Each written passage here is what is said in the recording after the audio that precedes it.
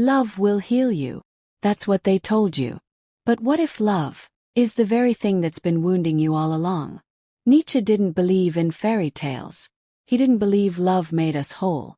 He believed love exposes us, reveals our weakest selves, and if you're not careful, destroys you. This isn't a motivational talk. This is a wake-up call.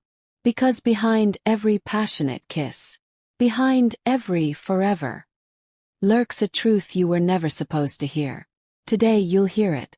In every movie, every pop song, every childhood story, you're told the same thing.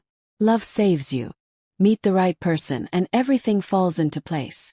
Your purpose, or peace, or power. But what if that's the trap?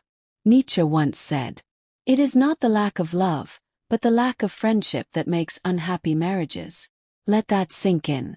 We don't fall apart because love ends. We fall apart because we never understood it to begin with. Love as we know it is a consumer product. We chase it to fill a void, to escape loneliness, to fix what's broken inside us. But Nietzsche argued, that kind of love is slavery in disguise.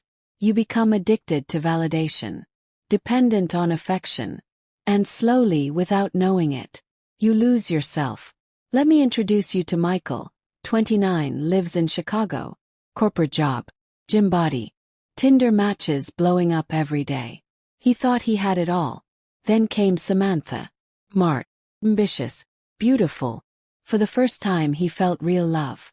But 2 years in, Michael was no longer hitting the gym. No longer creating. No longer laughing. Why?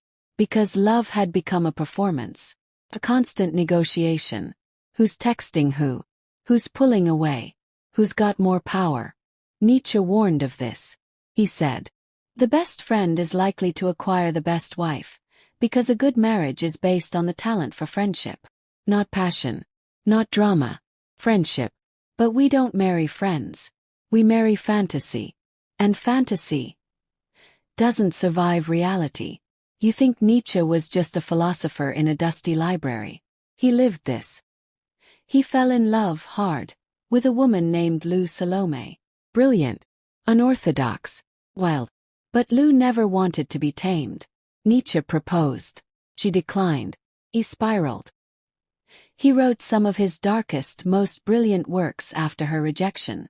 His heartbreak wasn't weakness. It was alchemy. He transformed pain into wisdom. And that's the secret no one tells you. Real growth begins where comfort ends. Nietzsche's suffering led him to see what most men never do. That love, unexamined, is a prison. Every Disney movie, every wedding post, every Hallmark card, they preach the gospel of forever. But Nietzsche asks, why do you want to belong to someone? Is it love? Or is it fear? Fear of being alone. Fear of not being wanted. Fear that without someone, you're nothing. That's not love. That's dependency. Nietzsche believed the greatest love is not one that completes you, but one that lets you remain whole. Let's talk about Daniel, 42, divorced, 3 years of therapy. He walks past couples now and feels nothing.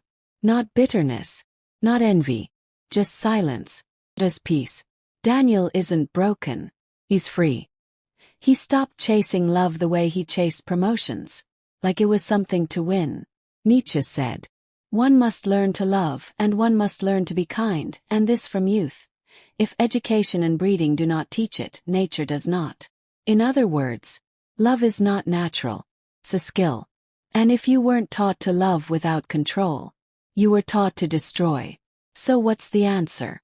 Do we stop loving? Well, we stop surrendering. We stop idolizing. We stop confusing chemistry with compatibility. Nietzsche believed that pain, the deep, soul-cracking kind, was the gateway to clarity. If love brought you pain, it means it showed you what you need to fix, what you need to learn, what you need to let go. You don't run from it. You study it. You turn it into fire. And that fire, it forges you into someone stronger. So what now? Here's what you do. Step 1, stop chasing. Let love come when you're whole, not when you're hollow. Step 2. Study your pain. What did it teach you? Write it down. Own it. Step 3. Build your life like no one is coming to save you. 'Cause no one is. And once you're complete, love will respect you. Because you won't need it.